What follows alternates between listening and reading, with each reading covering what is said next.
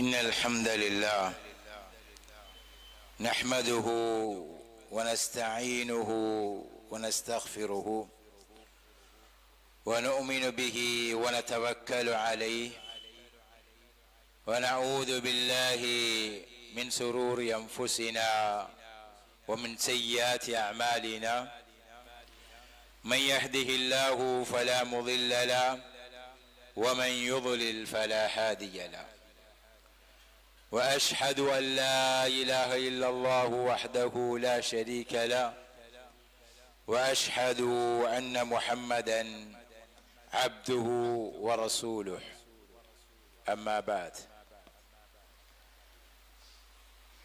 எல்லாம் வல்ல அல்லாஹ்வுடைய நல்லடியார்களே, இஸ்லாமிய சகோதரர்களே, அல்லாஹ்வுடைய இந்த மாளிகையிலே அல்லாஹ்வுடைய கட்டளைக்கு கட்டுப்பட்டு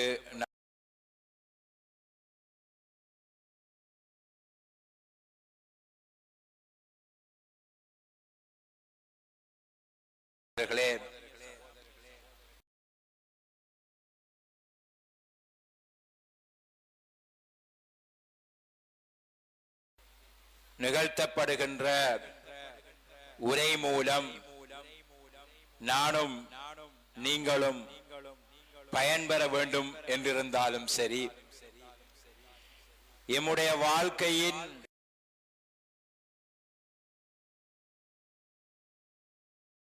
முறையில் வாழ்ந்து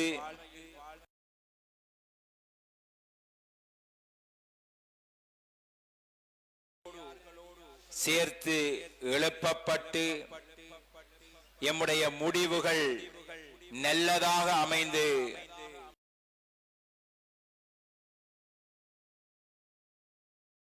இருந்தாலும் இவை அனைத்துக்கும் அவசியமானதும் அடித்தளமானதுமானது தக்வாவாகும். அல்லாஹ்வை பயப்படுகின்ற உணர்வு, அல்லாஹ்வுடைய சுவர்க்கத்தை ஆதரவு வைத்து அவனுடைய ஏவல்களை எடுத்து நடக்கின்ற, விலக்கல்களை விட்டும் விலகி வாழ்கின்ற, நரகத்தை பயந்து வாழ்கின்ற அந்த உணர்வுகள் பொருந்திய அந்த தக்வா எங்களிடத்திலே எம் வாழ்வை கட்டி எழுப்புகின்ற அஸ்திவாரமாகவும் எம் வாழ்வை காக்கின்ற கேடயமாகவும் அமையுமாக இருந்தால் நிச்சயமாக நாம் நல்லதை நல் எண்ணத்தோடு கேட்போம். கேட்கின்ற நல்ல விடயங்களின் அடிப்படையில் வாழ்வோம்.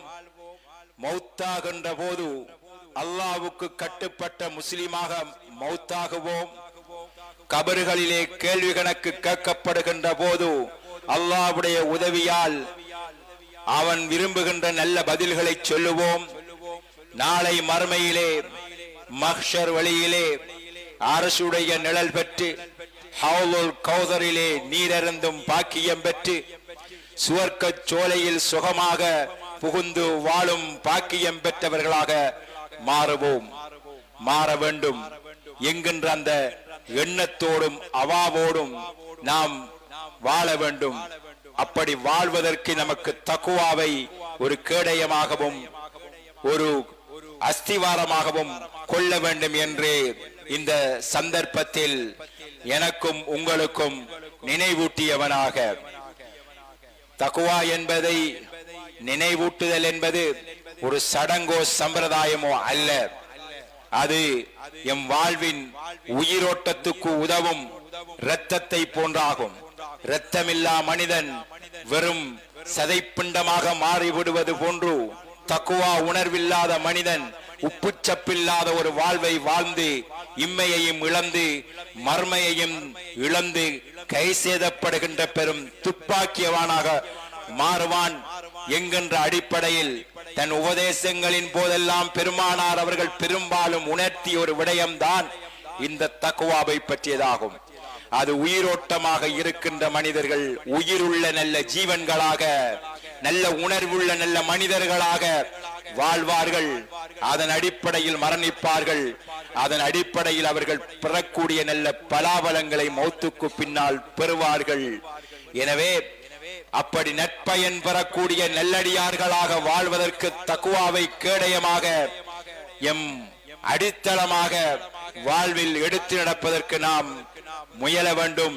அதற்காக அல்லாஹ்விடத்திலே பிரார்த்திக்க வேண்டும் என்று நினைவூட்டியவனாக, அல்லாஹ்வுடைய நல்லடியார்களே, இஸ்லாமிய சகோதரர்களே, அண்மைய காலங்களாக நம்முடைய பயான்களிலும் பேச்சுக்களிலும் அடிக்கடி பலர் பேசுகின்ற ஒரு விடயம்தான் ஃபித்னாக்கள் நிறைந்த காலத்தில் நாம் வாழ்கிறோம் என்ற விடயங்கள் நமக்கு அடிக்கடி நினைவூட்டப்படுகின்றன. நாமளும் அதை சர்வ சாதாரணமாக பயன்படுத்துகிறோம். ஒரு ஃபித்னாவுடைய காலத்திலே வாழ்கிறோம் என்று. உண்மையிலே குர்ஆனும் சுன்னாவும் இந்த ஃபித்னாவை பற்றி பேசி இருக்கிறது. அந்த ஃபித்னா என்றால் என்ன? குர்ஆனில் சுமார் 60க்கு மேற்பட்ட இடங்களில் இந்த ஃபித்னாவோடு சம்பந்தப்பட்ட சொற்கள் பயன்படுத்தப்பட்டுள்ளன. நபிகள் நாயகம் ஸல்லல்லாஹு அலைஹி வஸல்லம் அவர்களும் அதை பற்றி பேசி இருக்கிறார்கள். அதை பற்றி விழிப்புணர்வூட்டி இருக்கிறார்கள். எனவே அந்த ஃபித்னா என்றால் என்ன? அந்த காலத்தில் நாம் உண்மையில் வாழ்கிறோம் தானா? அதிலிருந்து எம்மை காக்க நாம் என்ன நடவடிக்கை எடுக்க வேண்டும், எடுத்து கொண்டிருக்கிறோமா என்கின்ற விடயத்தை பற்றி நாம் தெரிந்து கொள்வது அவசியமாகும். நபிகள் நாயகம் ஸல்லல்லாஹு அலைஹி வஸல்லம் அவர்கள் இந்த ஃபித்னாவை பற்றி நமக்கு எச்சரிக்கை செய்திருக்கிறார்கள். அல் குர்ஆனும் அஸ்-சுன்னாவும் ஃபித்னாவை பல இடங்களில் பயன்படுத்தி இருக்கிறது. அது வஹும் லா யுஃப்தனூன், ஈமான் கொண்டதற்கு பின்னால் அவர்கள் சோதிக்கப்படாமல் அப்படியே விடப்பட்டு விடுவார்கள். அவங்க நினைச்ச மாதிரி சந்தோஷமாக அவங்க மனம் போன போக்குல அல்லது அவங்க விரும்புகிற வாழ்க்கை ஒன்று அமைச்சு கொண்டு அவர்கள் வாழ்ந்து விட்டு போகலாம் என்று நினைத்துக் கொண்டிருக்கிறார்களா? அவர்கள் சோதனைக்குள்ளாக்கப்படாமல் இருப்பார்களா? அப்படி இருக்கலாம் என்று நினைக்கிறார்களா என்று அல்லாஹு தஆலா குர்ஆனிலே கேட்கின்றான். எனவே சோதனை அல்லாஹ்வால் நான் பரீட்சிக்கப்படுவது, கஷ்டங்கள், நஷ்டங்கள், இழப்புகள், பிரச்சனைகளை உண்டு பண்ணி சோதிக்கப்படுவது என்கின்ற கருத்திலும் அல் குர்ஆனில் இந்த சொல் பயன்படுத்தப்பட்டிருக்கிறது. இது தாண்டி சத்தியத்தை விட்டும் தடுப்பது, அதே போன்று பாவங்களிலே ஒருவன் மூழ்குவது, நயவஞ்சகத்தனமாக ஒருவன் நடந்து கொள்வது, உண்மையை விளங்கியும் ஏற்றுக்கொள்ளாமல் விரட்டை வேஷம் போடுகின்ற தன்மை, அதே போன்று சத்தியத்தில் இருந்து புரண்டு அசத்தியத்தில் வாழ்கின்ற தன்மை, அல்லது இரண்டையும் குழப்பிக்கொண்டு பிரித்தறிய முடியாமல் அவன் தடுமாறுகின்ற நிலை, மற்றவர்களை கொலை செய்தல், சிறைபிடித்தல், அதே போன்று மனிதர்களுக்குள் கருத்து முரண்பாடுபட்டு பிரச்சினைப்பட்டு ஒற்றுமை இழந்து வாழ்கின்ற தன்மை, இப்படி பல்வேறு அர்த்தங்களில் அல் குர்ஆன் இந்த ஃபித்னா என்கின்ற சொல்லை பயன்படுத்தி இருப்பதை நாம் புரிந்து கொள்ள வேண்டும். வெறுமனே சோதனை என்கின்ற அடிப்படையில் மட்டும் அது பயன்படுத்தவில்லை. குறிப்பாக அறிஞர்கள் இந்த ஃபித்னா என்கின்ற சொல் பயன்பாட்டுடைய மொத்த வடிவத்தை எடுத்து பார்த்தால், ஒரு மனிதன் அல்லாஹ்வை திருப்திப்படுத்தி அல்லாஹ்வுக்கு பொருத்தமானவனாக இந்த உலகத்தில் வாழ்கின்ற விடயங்களில் இருந்து எவையெல்லாம் ஒரு மனிதனை திசை திருப்புமோ, நெறியுறச் செய்யுமோ, விலகி வாழ தூண்டுமோ, அப்படியான இந்த உலகத்தின் நிகழ்வுகள் எல்லாம் ஃபித்னா என்ற அடிப்படையிலே சொல்வார்கள். ஒரு மனிதன் அல்லாஹ்வுக்கு விருப்பமானவனாக, அல்லாஹ்வுக்கு பொருத்தமானவனாக, அல்லாஹ்வால் அவன் மௌத்தாகின்ற போது அங்கீகரிக்கப்படுகின்ற தகுதியோடு அவன் இருக்கின்ற நிலையில் இந்த உலகத்தில் இருக்காமல் அவனை நெறிபுறச் செய்யக்கூடிய எதுவாக இருந்தாலும் அதை எல்லாவற்றுக்கும் ஃபித்னா என்கின்ற அர்த்தம் என்ற சொல் பயன்படுத்தப்படும் என்று அறிஞர்கள் சொல்லுவார்கள். அதுதான் சரியான விளக்கமும் கூட.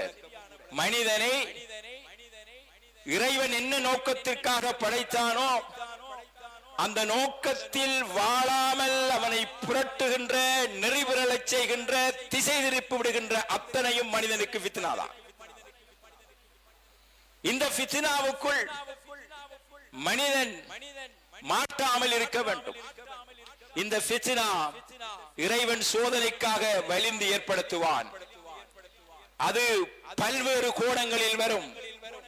இயற்கை அனர்த்தங்களாக வரும், பெற்ற பிள்ளைகளால் வரும், உழைத்த பணத்தால் வரும், கூட வாழும் உறவுகளால் வரும், எம் மீது கோபம் கொண்ட, குரோதம் கொண்ட, எம் மார்க்கத்தின் மீது பொறாமை கொண்டவர்களால் வரும், மார்க்கத்தை விளங்காதவர்களால் வரும். பல்வேறு கோணங்களிலும் எம்மை வழிகெடுத்து திசை திருப்பி விடுகின்ற சூழல்களும் சூழ்ச்சிகளும் உருவாகும். இந்த சூழல்களுக்கும் சூழ்ச்சிகளுக்குள்ளும் சிக்கி விடாமல் தன்னை காத்து பக்குவமாய் தன் வாழ்வை செதுக்கி எடுக்கின்றவன் தான் வெற்றியாளர். இந்த ஃபித்னா என்கின்ற புயலுக்குள் சிக்காமல் தன்னை பாதுகாத்துக் கொள்ள வேண்டும். பொதுவாக நாம் உலக வரலாற்றின் அந்திம காலத்தில் வாழ்ந்து கொண்டிருக்கின்றோம். உலகம் தோன்றிய காலத்தின் அந்திம காலங்கள் என்றால் உலகம் அழிவை நோக்கி நெருங்கிய காலத்தில் வாழ்ந்து கொண்டிருக்கிறோம். எனவே உலகம் அழிகின்ற அந்த அழிவை நோக்கிய நெருங்கிய காலம், எம் ஈமானின் அடிப்படையில் உலகம் அழியும் காலத்தை, மறுமை தோன்றுகின்ற காலத்தை நோக்கி நெருங்கிய கட்டத்திலே இருக்கிறோம். உலகம் தோன்றிய காலத்தில் இருந்து அது இருந்த காலம், இனி முடிய போகின்ற காலத்தை ஒப்பிடுகின்ற போது முடிய போகின்ற காலத்தை நோக்கி நாம் நெருங்கிக் கொண்டிருக்கிறோம். அதற்கு அருகாமையான காலத்திலே இருக்கிறோம். நபிகள் நாயகம் ஸல்லல்லாஹு அலைஹி வஸல்லம் அவர்கள் உலகம் அழியும் முடியும் காலம் நெருக்குகின்ற போது அதற்கான பல அடையாளங்கள் வரும், பல சோதனைகள் வரும். அந்த சோதனைகளுக்குள், அந்த ஃபித்னாக்களுக்குள் நீங்கள் சிக்கி விடாமல் மிக புத்தி சாதுரியமாக, நிதானமாக, பக்குவமாக நடந்து நீங்கள் உங்களை பாதுகாத்துக் கொள்ளுங்கள் என்று முன்னெச்சரிக்கை செய்திருக்கிறார்கள். இந்த உலக அழிவின் முதல் அடையாளம், இறுதி நாளுடைய அடையாளங்களில் ஒன்று நபி அவர்கள் இறுதி நபியாக அனுப்பப்பட்டது. நபிகள் நாயகம் ஸல்லல்லாஹு அலைஹி வஸல்லம் அவர்கள் இறுதி நபியாக வந்திருக்கிறார்கள். இதற்கு பிறகு நபி வரமாட்டார். இறுதி வேதம் அல் குர்ஆன், இதற்கு பிறகு வேதங்கள் அருளப்பட மாட்டாது என்பதே உலக அழிவின் ஆரம்பம் தொடங்கிவிட்டது என்பதற்கான அடையாளங்களாகும். இதற்கு பின்னால் பல ஃபித்னாக்கள் இந்த பூமியிலே நிகழும். நபி அவர்கள் சொன்னார்கள், முஸ்லிமிலே வருகின்ற ஹதீஸ், பாதிரு பில் அமாலி ஃபித்னன் ககித்இல் லைலில் முظلم يصبح الرجل مؤمنا ويمسي كافرا ويمسي مؤمنا ويصبح كافرا يبيع دينه بعرض من الدنيا. இருள் சூழ்ந்த ஒரு இரவிலே, கடும் இருளுக்குள் ஒருவன் எதை செய்வது, எதை பிடிப்பது, எதை விடுவது என்று தெரியாமல் அந்த இருளால் அவன் தட்டு தடுமாறி போவது போன்று உங்களை ஃபித்னாக்கள் வந்து சூழ்ந்து கொள்ளும். கடும் இரவுக்குள் போகும் பாதை தெரியாமல் ஒருவன் பவர்ஃபுல்லான கண்ணிருந்தும் அவனுக்கு வழிகாட்டும் வெளிச்சமில்லா அந்த வெளிச்ச இடத்தை இழந்து தவிக்கின்ற ஒரு காரிருக்குள் சிக்கி தவிப்பது போன்றான ஒரு சூழ்நிலை உங்களுக்கு உருவாகும். அப்படியான ஒரு எது நேர்வழி, எங்கெல்லாம் போக வேண்டும், யார் சொல்றது சரி என்பதை திடீரென்று முடிவு செய்ய முடியாத ஒரு சூழ்நிலை உங்களுக்கு வரும். எந்த அளவுக்கு என்றால், ஒரு மனிதன் காலையில் எழும்பும் போது மூமினாக எழும்புவான், மாலையில் காவிராகி போகின்ற அளவுக்கு அவனுடைய சூழ்நிலை மாறி போகும். சிலர் மாலையிலே மூமினாக இருப்பார்கள், காலையிலே காவிராகி போய் விடுவார்கள். இந்த உலகத்தின் இலாபங்களுக்காக, இந்த உலகத்தில் கிடைக்கக்கூடிய இந்த உலகத்தின் அற்ப விடயங்களுக்காக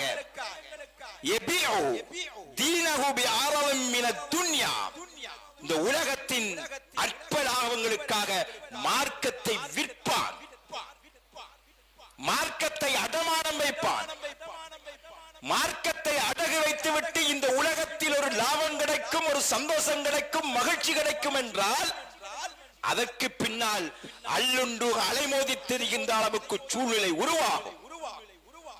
இப்படி ஒரு நிலை வருகின்ற போது அல்லது வருவதற்கு முன்னால் நீங்க நல்ல விஷயங்களை செய்வதற்கு முந்திக் கொள்ளுங்கள். எப்போதும் நல்லதின் பக்கம் நில்லுங்கள். உங்களை காத்துக் கொள்ளக்கூடிய அறங்களை நல்லவர்களால் அமைத்துக் கொள்ளுங்கள் என்று நபிகள் நாயகம் ஸல்லல்லாஹு அலைஹி வஸல்லம் அவர்கள் சொல்கிறார்கள். ஒரு நீண்ட ஹதீஸ்.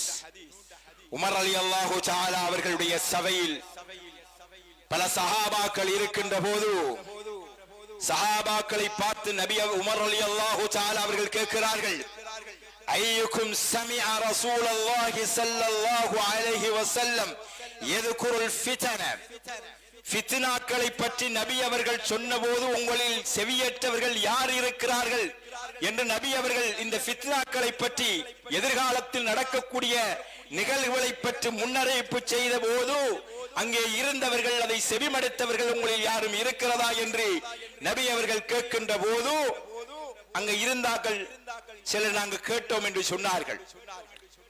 அவங்க சொன்ன ஃபித்னா என்னென்றால், ஒருவன் அதாவது மனிதர்களுக்குள் நடக்கக்கூடிய சாதாரண ஃபித்னாக்களை பற்றி சொல்கிறார்கள்.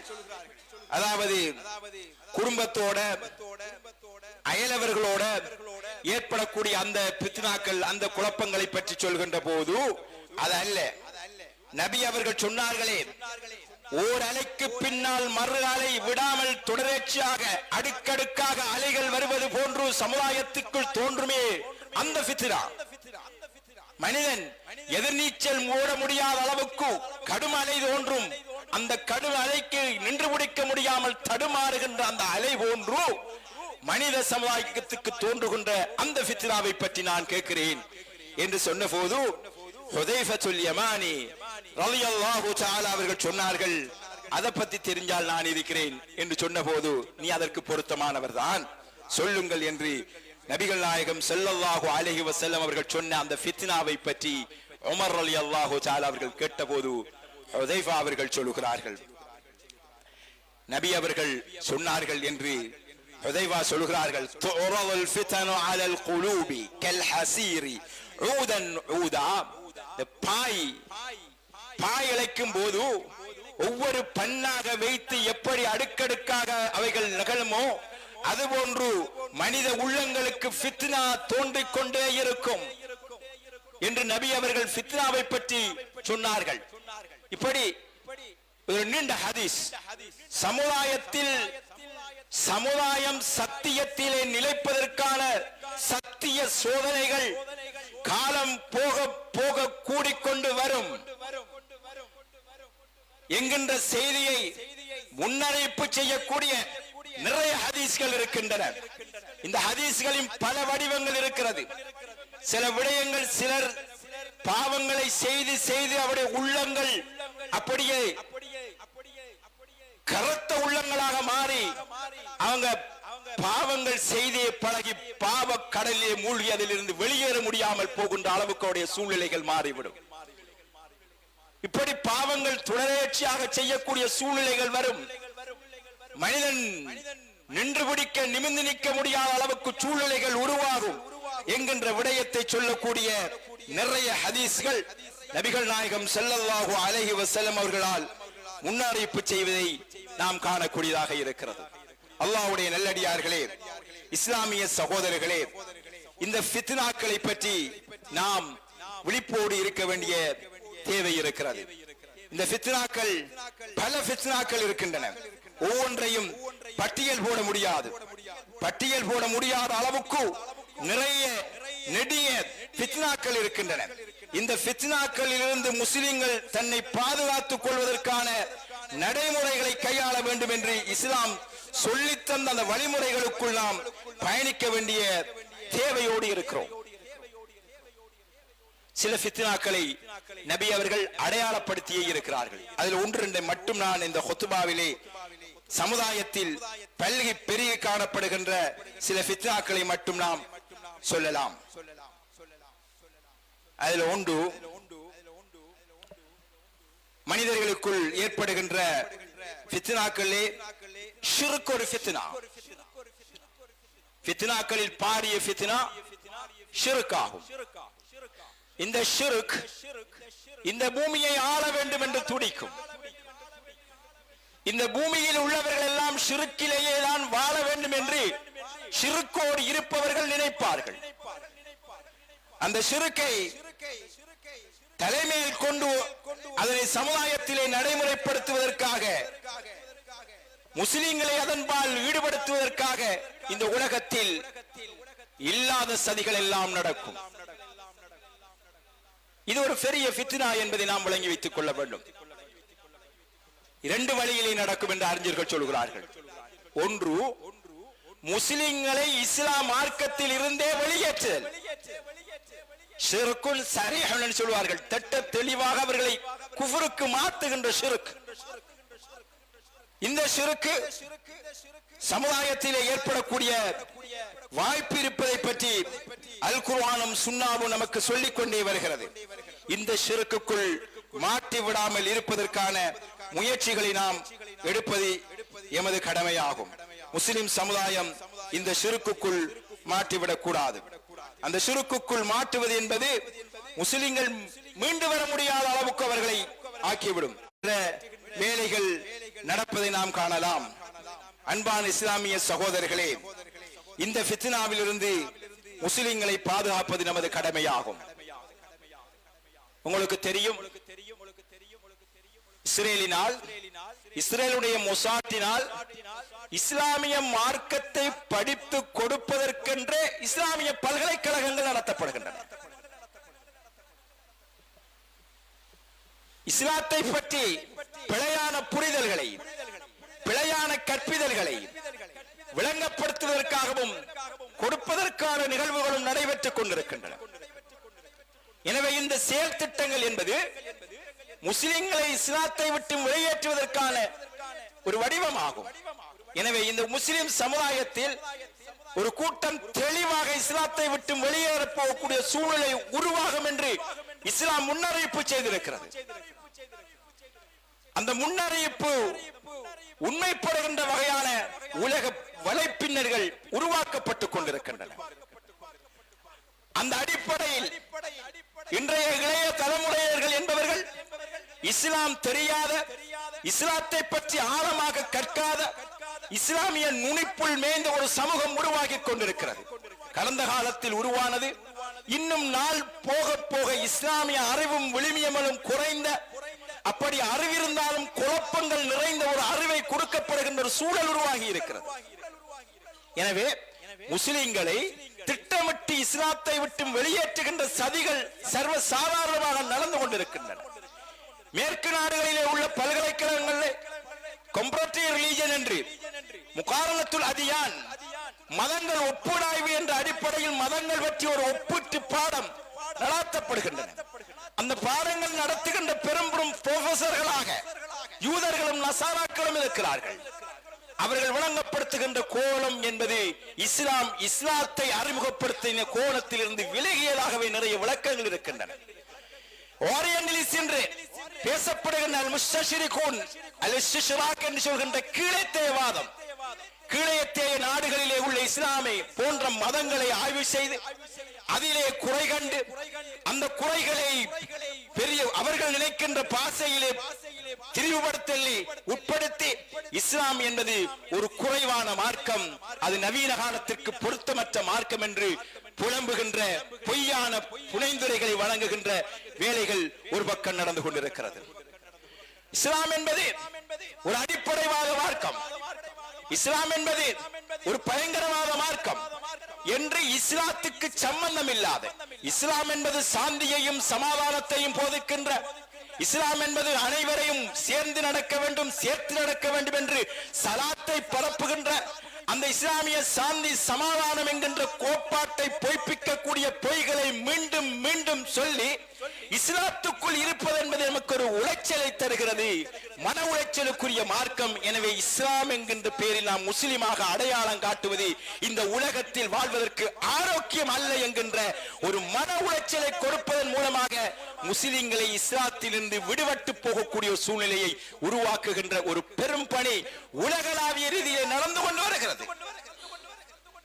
இது இந்த உலகத்திலே இஸ்லாத்துக்கு எதிராக நடக்கின்ற ஒரு மாபெரும் ஃபித்னாவாகும். இந்த உலகத்தை இஸ்லாம் ஆளும் இந்த உலகத்தில் உள்ள மக்களுக்கு இந்த இஸ்லாம் சமாதானத்தை கொண்டு வரும் என்பது நடுநிலையான ஆய்வு கொண்ட இந்த உலகத்தில் உள்ள எல்லோருடைய எதிர்பார்ப்பும் நம்பிக்கையுமாக இருக்கிறது. ஆனால் அதை முறியடிக்க வேண்டும் என்கின்ற சதியின் மூலமாக இஸ்லாத்தை பொய்ப்பிக்கின்ற நடவடிக்கைகள் இருக்கின்றன. அதற்கு பின்னால் தான் இந்த அடிப்படைவாதம் என்கின்ற பூச்சாண்டி, இஸ்லாமிய பயங்கரவாதம் என்கின்ற கோஷங்கள், வஹாபிசம் என்கின்ற பரப்புரைகள், அடிப்படைவாதம் என்கின்ற பரப்புரைகள் இவையெல்லாம் செய்யப்பட்டு முஸ்லிம் சமுதாயத்தையே இஸ்லாத்துக்குள் இருப்பது என்பது ஆரோக்கியமானது அல்ல என்கின்ற ஒரு பயங்காட்டல், இஸ்லாத்துக்குள் வாழ்வது என்பது ஒரு நிம்மதிக்கான வழி இல்லை என்கின்ற ஒரு உணர்வூட்டல் உருவாக்கப்பட்டு ஒன்றில் இஸ்லாத்தை விட்டு வெளியேறி போகின்ற அல்லது இஸ்லாத்தில் ஒரு மாடர்ன் முஸ்லிமாக மாறுகின்ற ஒரு மாடர்ன் முஸ்லிம் என்றால் முஸ்லிம் சாயலில் வாழ்கின்ற இஸ்லாமியரின் பேரில் வாழ்கின்ற இஸ்லாம் அல்லாத வாழ்க்கை வாழ்கின்ற எம்மதமும் சம்மதம் என்கின்ற ஒரு கோட்பாட்டை நோக்கி முஸ்லிம்களை நகர்த்துகின்ற ஒரு பெரும் சதி இந்த உலகத்திலே ஒரு பெரும் ஃபித்னா நடந்து கொண்டிருக்கிறது. இதை விட்டும் நாம் விழிப்புணர்வாக இருக்க வேண்டிய தேவை இருக்கிறது.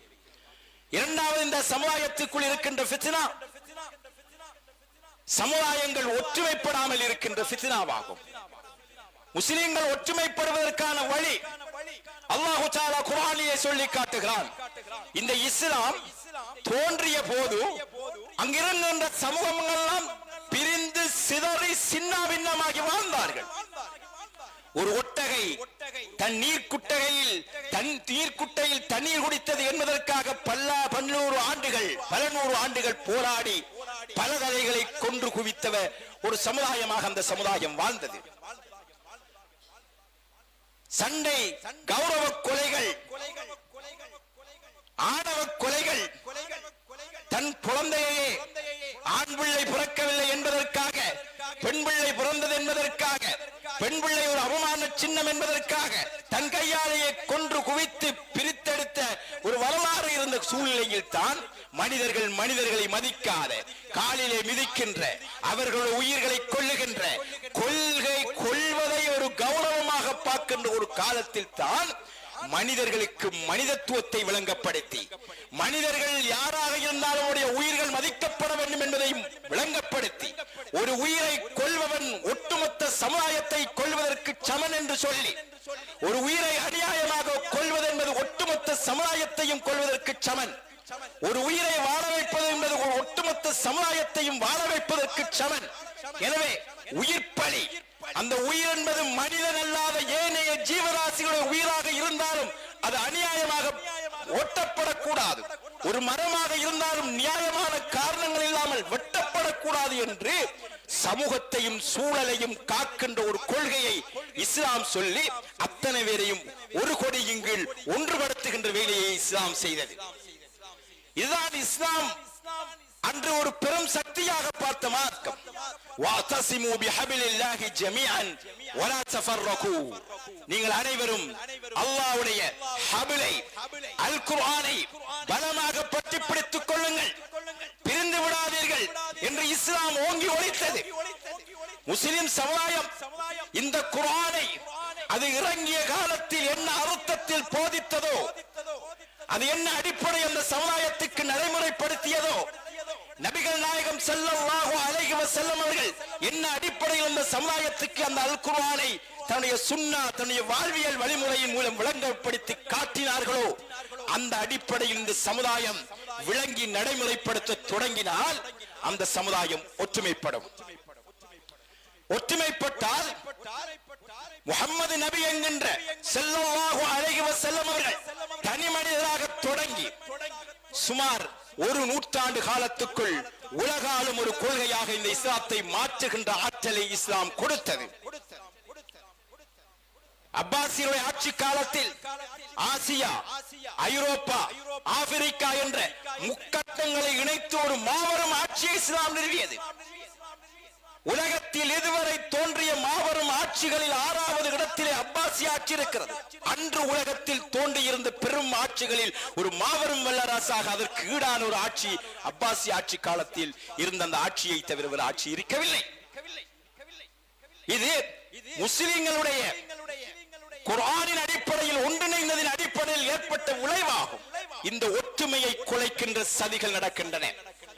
இனவாதத்தின் பேரால், மொழிவாதத்தின் பேரால், நிறவாதத்தின் பேரால் இந்த திட்டமிட்ட இந்த வாதங்கள் எல்லாம் உலகத்தில் இருக்கின்ற கீழத்தேய நாடுகளையும் அல்லது ஏனைய நாடுகளையும் அடிமைப்படுத்துவதற்காகவும் அவர்கள் ஒன்றுபட்டு விடாமல் சிதைத்து விடுவதற்காகவும் எங்களை ஆள வந்தவர்கள் செருகிவிட்டு போன சதி வலைகள் என்பதை தெரிந்து கொள்ள வேண்டும். முஸ்லிம்கள் தங்களுக்குள்ளேயே அடிபட்டுக் கொள்கின்ற, முட்டி மோதிக் கொள்கின்ற அரசியல், பொருளாதாரம், ஏனைய சமூக வாழ்வுக்காக பிரிந்து போகின்ற இந்த சதி, இந்த ஃபித்னா எம் சமுதாயத்தின் இருப்பை ஆட்டங்காட்டுகின்ற ஃபித்னா என்பதை விளங்கிக் கொள்ளக்கூடாது. குப்பை அள்ளுவதற்காக ஆளுக்கால் முட்டி மோதுகின்ற அளவுக்கு அல்லது இந்த சமுதாயத்துடைய ஒரு சிறிய அபிவிருத்திக்காக யாருக்கா ஒரு மூமின் இன்னொரு மூமினோடு வம்பு வசைவாடி மோதிக்கொள்கின்ற அளவுக்கு நாங்கள் கொண்டு வந்து நிறுத்தப்பட்டிருக்கிறோம். குர்ஆனின் அடிப்படையில் சகோதரத்தை கட்டியெழுப்புகின்ற, குர்ஆனின் அடிப்படையில் பள்ளிவாசல்களை நிர்வகிக்கின்ற, குர்ஆனின் அடிப்படையில் ஊர்களை ஒழுங்குபடுத்துகின்ற, அது எல்லா மதத்தவர்களுக்குமான நிம்மதியை கொடுக்கின்ற ஒரு வாழ்வியல் வழிமுறையை வைத்துக் கொண்டு ஒரு முஸ்லிம்கள் பிரிகிறார்கள் என்றால் இது எம் மீது திட்டமிட்டு திணிக்கப்பட்ட ஒரு சதி என்பதை நாம் விளங்கிக் கொள்ள வேண்டும். எனவே இந்த சமுதாயத்துக்கு இருக்கின்ற பாரிய ஃபித்னாக்களில் இந்த 2 ஃபித்னாக்களில் சர்வ சாதாரணமாக முஸ்லிம் உலகம் இழுத்துவிடப்பட்டிருக்கிறது, அதற்குள் வீழ்ந்து கிடக்கிறது என்பதை நாம் மறவாமல் ஏற்றுக்கொள்ள வேண்டிய அளவுக்கான சூழ்நிலை இருக்கிறோம். அதே போன்றுதான் இந்த உலகத்தில் முஸ்லிம்களை ஃபித்னாக்குரியவர்களாக காட்டுகின்ற போது முஸ்லிம் பெண்களை பற்றிய இந்த உலகம் பேசும். குறிப்பாக முஸ்லிம் உலகம் அல்ல, வெளியில இருக்கின்ற உலகங்கள் பேசுவார்கள். இஸ்லாம் பெண்களை கொடுமைப்படுத்துகின்ற மார்க்கம், இஸ்லாம் பெண்களை அடிமைப்படுத்துகின்ற மார்க்கம் என்று சொல்லி இஸ்லாத்தை பற்றி பேசுகின்றவர்கள் பெண்கள் மீது அக்கறை கொண்டவர்களாக பேசுவார்கள். ஆனால் ரசூல் ஸல்லல்லாஹு அலைஹி வஸல்லம் அவர்களும் முன்னறிவிப்பு செய்தார்கள். ஃபித்னாக்கள் என்று வருகின்ற போது ஃபித்னத்துல் நிசாக்களை பற்றி சொல்லி இருக்கிறார்கள். பொதுவாக அந்த சமுதாயத்தின் சோதனையாக பெண்கள் இருக்கிறார்கள். பெண்கள் இஸ்லாமிய வரம்புகளை மீறுகின்ற போதும், இஸ்லாமிய வரம்புகளில் இருந்தவர்கள் வெளியேறுகின்ற போதும் அது முஸ்லிம் உம்மத்துக்கு சோதனையாக மாறும். ஆனால் முஸ்லிம்களை அடிமைப்படுத்துகிறார்கள் என்று சொல்லி அதனை ஒரு பிரச்சாரமாக்கி இஸ்லாமிய சம உரிமை கோட்பாடுகளை முன்வைத்து முஸ்லிம்களை சிதைக்குகின்ற ஃபித்னாக்களும் இந்த சமுதாயத்திலே நடைமுறைப்படுத்தப்படுவதற்கான முயற்சிகள் நடந்து கொண்டிருக்கின்றன. ஆணும் பெண்ணும் என்கின்ற இயற்கைக்கு எதிரான கோட்பாடுகள் சமத்துவ கோட்பாடுகளாக முன்வைத்து எந்த மதமும் அங்கீகரிக்காத கொள்கைகளை எல்லாம் சமூகத்தின் உரிமைகளாக பேசப்பட்டு மனிதத்தன்மைகளை விலங்கினத்தின் தன்மைகளுக்கேற்ப புரட்டுகின்ற கொள்கைகள் சர்வசாதாரணமாக பேசுகின்ற சூழலை நோக்கி உலகம் தள்ளப்பட்டுக் கொண்டிருக்கிறது. இப்படி ஒரு பாரிய ஃபித்னாக்குள்ளே நாம் தள்ளப்பட்டிருக்கின்றோம். எனவே இவைகளை பற்றி ஒரு விழிப்புணர்வு நமக்கு தேவை. அதே போன்றுதான் குர்ஆன் சுன்னாவை அது சொல்லுகின்ற அடிப்படையில் வாழ விடாமல் ஆக்குகின்ற ஒரு ஃபித்னா இது நமக்கு விளங்குதில்லை. மரபு முஸ்லிம்கள் தான் உண்மையான முஸ்லிம்கள். அடிப்படைவாதம் பேசுகிறவர்கள், குர்ஆன் சுன்னா என்று பேசுகின்றவர்கள் அடிப்படைவாதிகள், குழப்பவாதிகள், தீவிரவாதிகள் என்கின்ற கருத்து பரப்பப்படுகிறது. குர்ஆனையும் சுன்னாவையும் பின்பற்றுவதுதான் ஒரு முஸ்லிமுடைய அடிப்படை கடமையாகும். எந்த ஒரு மதத்தவனும் அந்த மதத்தினுடைய வேத நூல்களை பின்பற்றுவதால் அந்த மதத்தினுடைய கடமையாகும். பௌத்தன் அவருடைய மதத்தினுடைய அடிப்படை நூல்களை பின்பற்ற வேண்டும். ஒரு இந்து அவருடைய மதத்தினுடைய வேத நூல்களை பின்பற்ற வேண்டும். ஒரு கிறிஸ்தவர் அவருடைய மதத்தினுடைய வேத நூல்களை பின்பற்ற வேண்டும். இந்த வேத நூல்களை விட்டு வெளியே வாழ்கின்ற போது அவருடைய மத வரம்புகளை விட்டு மீறியவராக அவர் மாறுவார். ஒரு முஸ்லிம் அவர்களுடைய மத நூலான வேத நூலான அல் குர்ஆனையும் சுன்னாவையும் பின்பற்ற வேண்டும். வாழையடி வாழையாக மனிதர்கள் வாழ்ந்து வரும் வழிமுறை அல்ல மார்க்கம். அது எந்த மதத்துக்கும் பொருந்தாது. மனிதர்கள் செய்வதெல்லாம் மார்க்கமாகாது. அந்த சமுதாயத்தின் வேத நூல் எதை சொல்கிறதோ அதுதான் மார்க்கமாகும். முஸ்லிம்கள் இஸ்லாம் மார்க்கத்தின் வேத நூலாகிய அல் குர்ஆனை பின்பற்ற கூடாது. நபிகள் நாயகம் ஸல்லல்லாஹு அலைஹி வஸல்லம் அவர்கள் காட்டிய வழிமுறையை பின்பற்ற கூடாது என்கின்ற வாத பிரதிவாதங்கள் வைக்கப்படுகின்றன. அப்படி பேசுகின்றவர்களுக்கு வஹாபிகள் என்கின்ற ஒரு பயங்கரவாத சீல் குத்தப்படுகின்றன. அப்படி பேசுகின்றவர்களை பயங்கரவாதிகள் அடிப்படைவாதிகள் என்று சீல் குத்தப்படுகின்றன. அது அறியாத முஸ்லிம் சமுதாயத்தில் உள்ளவர்களும் அந்த பிரச்சாரங்களை தூக்கிச் செல்கின்ற வேலைகளை செய்கின்றனர். இது இஸ்லாத்திற்கு முஸ்லிம்களுக்கு எதிராக செய்யப்படுகின்ற சதி என்பதை விளங்காமல் ஒரு முஸ்லிம் முஸ்லிமாக வாழ வேண்டும். முஸ்லிம் முஸ்லிமாக வாழ வேண்டும் என்றால் அவன் குர்ஆனையும் சுன்னாவையும் பின்பற்றியாக வேண்டும். மூலாதையர்களும் அவர்கள் இவர்கள் சொன்னதையும் கண்மூடி பின்பற்றுகின்றவன் உண்மையான முஸ்லிமாக இருக்க முடியாது. அல்லாஹ் குர்ஆனிலே சொல்கிறான், வைதா கீல லஹும் இத்தபிஉ மா அன்ஸலல்லாஹ் காலு பல் நத்தபிஉ மா அல்ஃபைனா அலைஹி ஆபானா. நாம் இறக்கி வைத்ததை பின்பற்றுங்கள் என்று அவர்களுக்கு சொல்லப்பட்டால் அவர்கள் எங்களுடைய மூலாதையர்களை தான் நாங்கள் பின்பற்றுவோம் என்று சொல்கிறார்கள். بل نتبع ما ألفينا عليه آباءنا أولو كان آباؤهم لا يعقلون شيئا ولا يهتدون.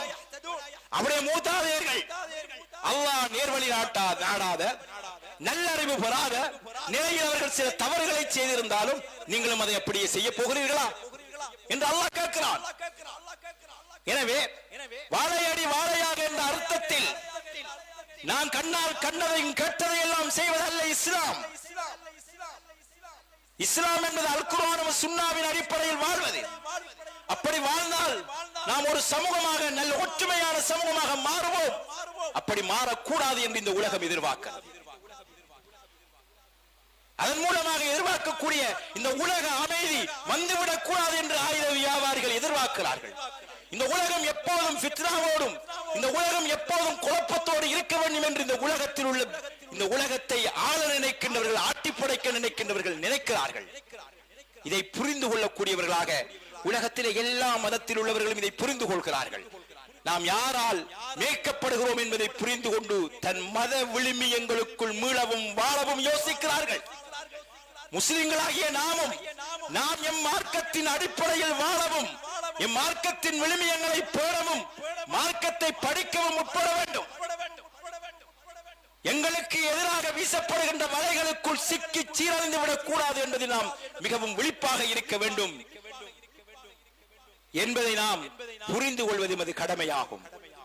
அன்பான இஸ்லாமிய உறவுகளே, இதை புரியவில்லை என்றால் நாம் எம் மார்க்கத்தின் அடையாளங்களையும் எம் மார்க்கத்தின் விழுமியங்களையும் இழந்துவிட்டு வெறும் சடங்கும் சம்பிரதாயங்களும் அடையாளங்களுக்குள் மட்டும்தான் முஸ்லிமாக இருப்போம். அல்லாஹ் சொல்கிறானே, லா தமூதுன்ன இல்லா வ அன்தும் முஸ்லிமூன். நீங்கள் மௌத்தாகின்ற போது முஸ்லிம்களாக அன்றி அல்லாஹ்வுக்கு கட்டுப்படாத நிலையில் மௌத்தாகி விடாதீர்கள் என்று சொல்கிறானே, அந்த எச்சரிக்கைக்குட்பட்டவர்களாக நாம் மாறிவிடுவோம். அல்லாஹு தஆலா என்னையும் உங்களையும் பாதுகாப்பானாக. அல்லாஹ்வுக்கு கட்டுப்பட்டு வாழ்ந்த முஸ்லிம்களாக எங்களை ஆக்குவானாக. ஆமீன். வ ஆகிரு தஅவானா அனில் ஹம்துலில்லாஹி ரப்பில் ஆலமீன்.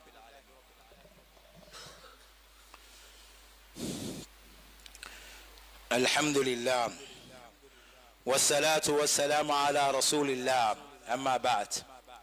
அல்லாஹ்வுடைய நல்லடியார்களே, இஸ்லாமிய சகோதரர்களே, அல்லாஹ்வை பயந்து கொள்வோம். அல்லாஹ்வை பயந்து தக்வா உடையவர்களாக இருப்பதற்கு நாம் முயற்சி செய்வோம். இந்த உலகம் தக்வா உடையவர்களாக நாம் வாழப்போடாது வாழக்கூடாது என்பதற்காக எமக்கு எதிராக பல சதிகளையும் பல ஃபித்னாக்களையும் உண்டு பண்ணி கொண்டிருக்கிறது. எம் ஈமானை திசை திருப்புகின்ற, எங்களை ஷிருக்குக்குள்ளும் பித்அத்துக்குள்ளும் வாழ வைத்து உண்மையான குர்ஆனுக்குள்ளும் சுன்னாவுக்குள்ளும் வாழ வைக்காத சதிகள் திட்டங்கள் வெளியிலிருந்து தீட்டப்பட்டு முன்னெடுக்கப்படுகின்றன. இதை புரிந்து கொள்ள வேண்டும். எங்களையும் நம்முடைய எதிர்கால தலைமுறையையும் நரக நெருப்பிலிருந்து பாதுகாத்து சொர்க்க சோலைகளுக்குள் கொண்டு சேர்க்கும் ஆசை நமக்கு இருந்தால் இஸ்லாமிய விழுமியங்களோடு நாம் வாழ்வதோடு நம்முடைய எதிர்கால தலைமுறைகளையும் இஸ்லாத்தின் அடிப்படையில் வளர்த்தெடுக்க வேண்டிய மாபெரும் பொறுப்பு இருக்கிறது. ஒரு ஆபத்தான ஒரு மாபெரும் ஃபித்னாவுக்குரிய எதிர்காலம் உருவாகி கொண்டிருக்கிறது. வளர்ந்து வரும் இளைஞர்கள் இஸ்லாமிய நிழலில் இருந்து மிக தூரமாக்கப்பட்டுக் கொண்டிருக்கிறார்கள். குர்ஆன் மதரசா முறை சமுதாயத்துக்குள் சாகடிக்கப்பட்டு விட்டது. குர்ஆன் ஓத தெரியாத ஒரு பெரும் தலைமுறை உருவாகிவிட்டது. இஸ்லாத்தின் அடிப்படை கடமைகள் தன் முழுக்கை கூட ஒழுங்காக நிறுக்க தெரியாத நிறைவேற்ற தெரியாத ஒரு பெரும் இளம் தலைமுறைகள் உருவாகிவிட்டார்கள். மார்க்கத்தின் அடிப்படை கடமைகள் நிறைவேற்ற முடியாத அல்லாஹ் குர்ஆனிலே சொல்கிறானே, அல் மால் வல் பனூன், சொத்தும் உங்கள் பிள்ளை குட்டிகளும் உங்களுடைய ஃபித்னாக்கள் உங்களுக்கு சோதனைகள் என்று சொன்னானே, அப்படி ஒரு சோதனையான ஒரு எதிர்காலம் இஸ்லாத்தை பற்றி சிந்திக்காத, நீதி நேர்மையை பற்றி சிந்திக்காத, பெரியவர் மரியாதையை பற்றி சிந்திக்காத, சமூக ஒழுங்குகளை பற்றி சிந்திக்காத, வீதி ஒழுங்குகளை பற்றி சிந்திக்காத, மரணத்தை பற்றி பயப்படாத ஒரு தருதலை கூட்டத்தை உருவாக்குவதற்கான சதியை செய்து அவருடைய கைகளிலே போனை கொடுத்து அவர்களுடைய சிந்தனைகளை சிறைபிடித்து ஒரு மாபெரும் சதிவலை எந்த ஒரு சமுதாயத்தின் இளைஞர்கள் சீரிய சிந்தனையோடு இருக்கிறார்களோ அங்கே வாழெடுத்து போராடும் அவசியம் கிடையாது என்று அல்லாமா இக்பால் சொல்லுவார். எனவே சீரிய சிந்தனை கொண்ட சமுதாயம், இளைஞர் சமுதாயம் ஒரு சமுதாயத்தில் இருக்குமாக இருந்தால் அவர்கள் சீர்பட்டு விடுவார்கள், சிறந்தோங்கி விடுவார்கள். எனவே சிந்திக்க தெரியாத ஒரு சமுதாயத்தை உருவாக்க வேண்டும். மார்க்க விழுமியங்களை உணராத, மார்க்க அடிப்படைகளை படிக்காத, அதன்படி நடக்காத ஒரு சமுதாயத்தை உருவாக்க வேண்டும் என்று போடப்பட்ட திட்டத்தின் விளைவாக இந்த உலகமே அப்படி இருந்து போய் கிடக்கிறது. எல்லா உலகத்திலும், எல்லா சமூகத்திலும், எல்லா சமயத்தினர்களும் அல்லாடி அவர்கள் அங்கலாய்த்துக் கொண்டிருக்கின்ற பிரச்சனை ஒரு ஃபித்னா. வாலிபர்கள் அந்த சமுதாயத்தை விட்டும் தூரமாக்கப்பட்டுக் கொண்டிருப்பதாகும். போதைக்கும் பொண்ணுக்கும் போனுக்கும் அடிமையாக்கப்பட்டிருக்கிறார்கள். போன் என்பது அவர்களை சிதைத்திருக்கிறது. அவர்கள் வாழ்விகளை அடிமைப்படுத்தி இருக்கிறது. அவர்களை சிந்திக்க முடியாத சிறைகளுக்குள் சிக்க வைத்திருக்கிறது. இதை உணராமல் நாம் இன்னும் நிறைய பேர் இருக்கிறோம். என் பிள்ளைகளை ஒழுங்குபடுத்தும் வழிகளை பற்றி சிந்திக்காமல் இருக்கிறோம். பொருளாதார பிராணிகளாக ஆக்குவதற்காக சின்ன பிள்ளையிலிருந்தே பாடசாலை கல்வி, பணக்கல்வி என்று மார்க்க கல்வியில் இருந்தவர்களை தூரமாக்கிக் கொண்டிருக்கிறோம். இதனுடைய விளைவு போக போகத்தான் தெரியும். ஆசிரியருக்கு கட்டுப்படாத மாணவன், பெற்றோர்களுக்கு கட்டுப்படாத மாணவன், சமூக தலைவர்களுக்கு கட்டுப்படாத சமுதாய இளைஞர்கள். இந்த ஃபித்னா இன்னும் போக போக கூடினால் யோசித்து பாருங்கள். நடு ரோட்டிலே அல்லது வீதியிலே நாம் நிதானமாக நாமன் சரியா கூட வாகனம் ஓட்டி போக முடியாத நிலை. ரோட்டிலே ஓரத்தில் கூட பெரியோர்கள் முதியவர்கள் நடந்து போக கூட முடியாத நிலை. வீடுகளுக்குள் நிம்மதியாக உறங்க முடியாத நிலை. முக மகிழ்ச்சியோடு தன் வீட்டு பிள்ளையும் வெளிவீட்டு பிள்ளையும் பார்த்து சிரிக்க கூட முடியாத தலைமுடியும் கோலமும் கொண்ட ஒரு பெருங்கூட்டம் உருவாகி இருக்கிறார்கள். இந்த ஃபித்னாவுகளுக்கு பின்னால், இந்த இளைஞர்களுடைய இந்த மாற்றத்துக்கு பின்னால் உள்ள சதியை ஏன் நாம் இன்னும் சிந்திக்காமல் இருக்கிறோம்? எனவே விதையும் அந்த விதை முளைக்கும் போதே அதற்கு சரியான அஸ்திவாரத்தை போடுங்கள். எதிர்கால ஃபித்னாவில் இருந்து எம் இளம் தலைமுறையை காப்பதற்கான முயற்சியில் நாம் ஈடுபட வேண்டும்.